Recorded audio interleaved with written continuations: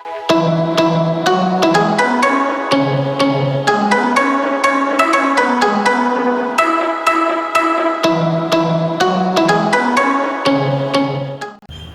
આપણે રાસાયણિક પ્રક્રિયાના પ્રકાર જોતા હતા, જેમાંથી એક પ્રકાર સંયોગીકરણની પ્રક્રિયા આપણે જોયું. આજે આપણે જોવાના છે વિઘટન પ્રક્રિયા. વિઘટન પ્રક્રિયા એ સંયોગીકરણની ઊંધી પ્રક્રિયા છે. સંયોગીકરણની પ્રક્રિયામાં બે કે તેથી વધારે પ્રક્રિયકો જોડાઈને એક નિપજ બને, જ્યારે વિઘટન પ્રક્રિયામાં એક પ્રક્રિયકમાંથી બે અથવા તેથી વધારે નિપજોનું નિર્માણ થાય તો તે પ્રક્રિયાને વિઘટન પ્રક્રિયા કહેવાય. તો તેની વ્યાખ્યા પ્રમાણે છે: જે રાસાયણિક પ્રક્રિયામાં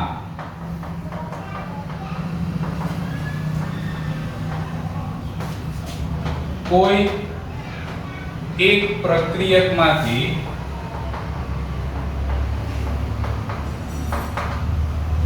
બે કે તેથી વધારે નિપજોનું નિર્માણ થાય છે તે પ્રક્રિયાને વિઘટન પ્રક્રિયા કહે છે. વિઘટન પ્રક્રિયાના ત્રણ પ્રકાર છે. વિઘટન પ્રક્રિયાના ત્રણ પ્રકાર છે. પહેલો પ્રકાર છે ઉષ્મીય વિઘટન.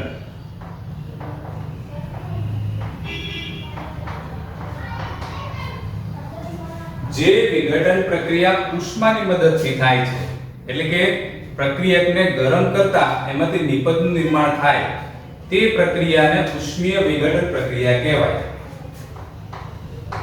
જે વિઘટન પ્રક્રિયા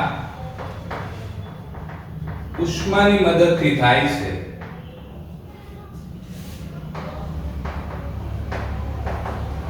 તે પ્રક્રિયાને ઉષ્મીય વિઘટન કહે છે.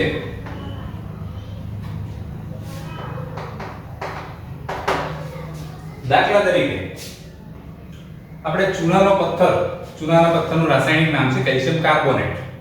ચૂનાના પથ્થરને ગરમ કરીએ તો ગરમીથી તેનું વિઘટન થઈ કેલ્શિયમ ઓક્સાઇડ અને કાર્બન ડાયોક્સાઇડ બને છે.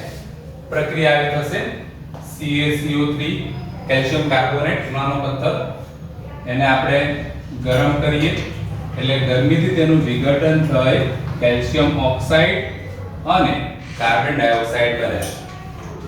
એ જ પ્રમાણે ફેરસ સલ્ફેટ ને ગરમ કરવામાં આવે તો એમાંથી ફેરિક ઓક્સાઇડ, સલ્ફર ડાયોક્સાઇડ અને સલ્ફર ટ્રાયોક્સાઇડ બને છે.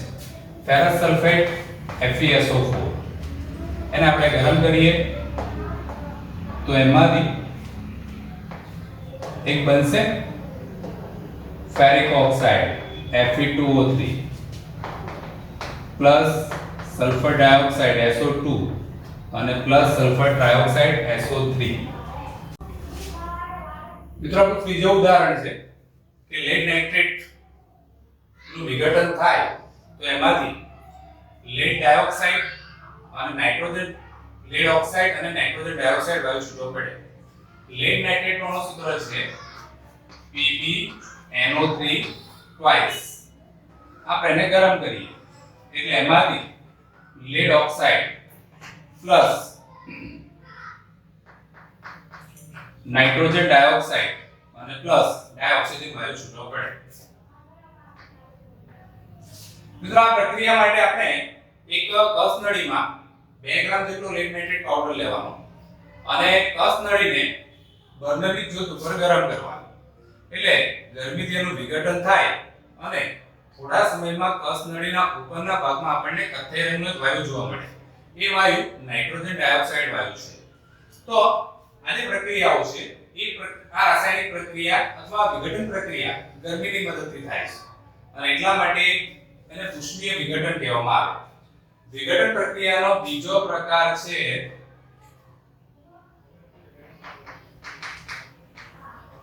પ્રકાશીય વિઘટન.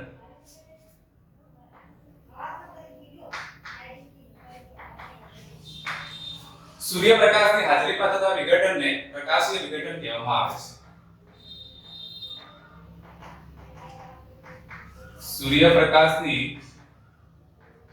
હાજરીમાં થતા વિઘટનને પ્રકાશીય વિઘટન કહે છે.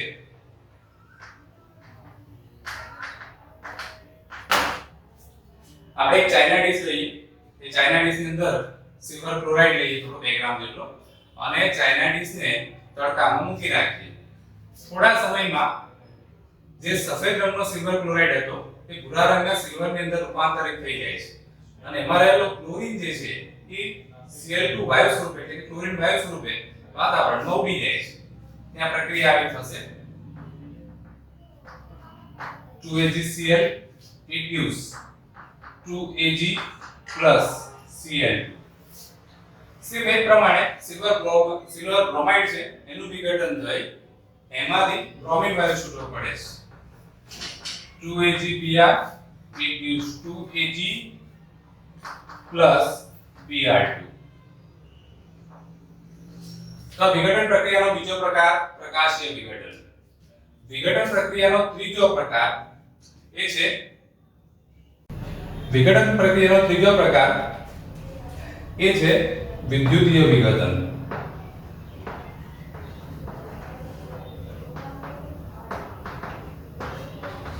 વિદ્યુત પ્રવાહની મદદથી થતા વિઘટનને વિદ્યુતીય વિઘટન કહેવામાં આવે છે.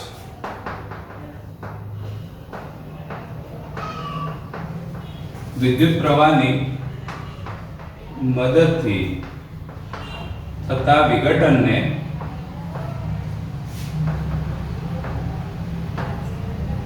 વિદ્યુતીય વિઘટન કહે છે.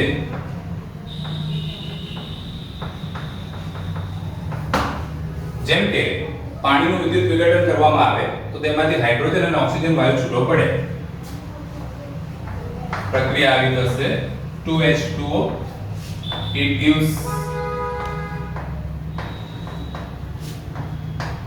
2H2 plus O2. એ જ પ્રમાણે સોડિયમ ક્લોરાઇડ છે એના જલીય દ્રાવણમાંથી અથવા પીગાળેલા સોડિયમ ક્લોરાઇડમાંથી વિદ્યુત પ્રવાહ પસાર કરવામાં આવે તો એમાંથી સોડિયમ અને ક્લોરીન છૂટો પડે.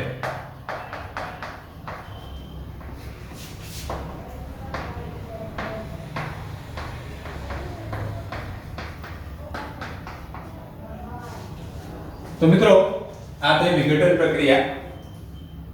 ફરીથી આપણે એકવાર જોઈ લઈએ. જે રાસાયણિક પ્રક્રિયામાં કોઈ એક પ્રક્રિયકમાંથી બે કે તેથી વધારે નિપજોનું નિર્માણ થાય તો તે પ્રક્રિયાને વિઘટન પ્રક્રિયા કહેવાય. વિઘટન પ્રક્રિયાના 3 પ્રકાર ઉષ્મીય વિઘટન. જે વિઘટન પ્રક્રિયા ઉષ્માની મદદથી થાય તેને ઉષ્મીય વિઘટન કહેવાય. એના ઉદાહરણ પ્રકાશીય વિઘટન. સૂર્યપ્રકાશની મદદથી થતા વિઘટનને પ્રકાશીય વિઘટન કહેવાય. આના ઉદાહરણ. અને વિદ્યુતીય વિઘટન. તો વિદ્યુત પ્રવાહની મદદથી થતા વિઘટનને વિદ્યુતીય વિઘટન કહેવામાં આવે છે. જેમ કે પાણીનું વિદ્યુત વિઘટન થાય એમાંથી હાઇડ્રોજન અને ઓક્સિજન છૂટા પડે. સોડિયમ ક્લોરાઇડનું વિદ્યુત વિઘટન થાય એમાંથી સોડિયમ અને ક્લોરીન છૂટા પડે. મિત્રો આપણો આગળનો સવાલ છે પાણીનું વિદ્યુત વિભાજન. આ એક વિઘટન પ્રક્રિયા છે અને એ વિદ્યુત પ્રવાહની મદદથી થાય છે એટલે એને વિદ્યુતીય વિઘટન પણ કહેવાય. હવે એના માટે આપણે એક પ્લાસ્ટિકનો કપ લઈએ. એ કપના છેડા ઉપર રબરના 2 બુચ ફિટ કરી દઈએ. આ રબરના બુચ છે એની ઉપર કાર્બનના 2 ધ્રુવો મૂકીએ અને એના ઉપર એક બંને ધ્રુવો ઉપર કસ નળી ઊંધી મૂકી દઈએ. કપમાં બંને ધ્રુવો ડૂબે ત્યાં સુધી પાણી ભરીએ અને બંને ધ્રુવોને એક 6 વોલ્ટની બેટરી સાથે જોડી દઈએ. સ્વિચ ઓન કરી વિદ્યુત પ્રવાહ પસાર કરીએ અને થોડા સમય પછી અવલોકન કરીએ. તો અવલોકન કરતા આપણને જણાય છે કે પાણીની અંદર પરપોટા ઉત્પન્ન થયેલા જોવા મળે છે. આ પરપોટા હાઇડ્રોજન અને ઓક્સિજન વાયુના છે. અહીં પાણીનું વિદ્યુત વિભાજન થઈ અને હાઇડ્રોજન અને ઓક્સિજન વાયુ છૂટો પડે છે. હાઇડ્રોજન વાયુ એ કેથોડ ઉપર ભેગો થાય છે જ્યારે ઓક્સિજન વાયુ એનોડ ઉપર ભેગો થાય છે. તો આપણો પ્રયોગ આ પ્રમાણે છે. એક પ્લાસ્ટિકનું બીકર લો,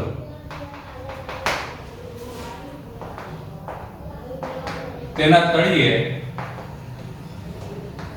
રબરના બે બુચ ફિટ કરો.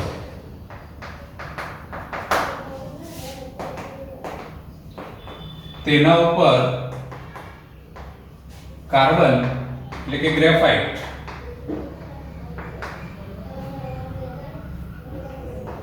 ના બે ધ્રુવો મૂકો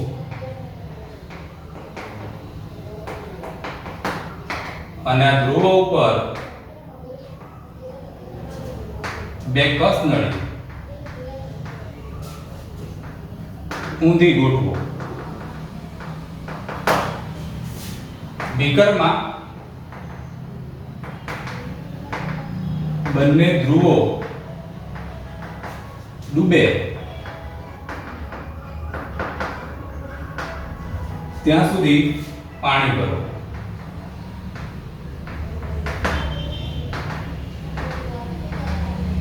બંને ધ્રુવોને 6 વોલ્ટ ની બેટરી સાથે જોડી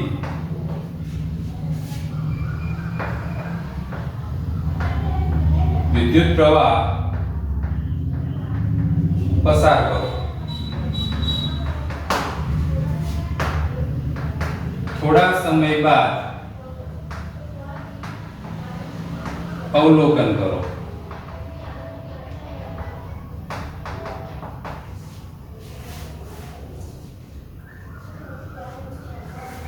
મિત્રો, અવલોકન કરતા આપણને જણાય છે કે પાણીમાં પરપોટા ઉત્પન્ન થયેલા દેખાય છે.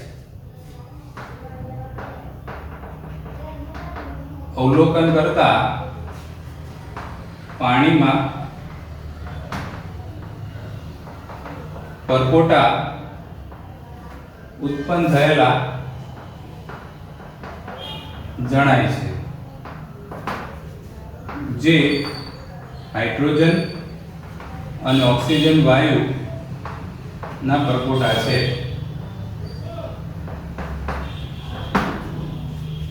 અહીં પાણીનું વિદ્યુત વિભાજન થઈ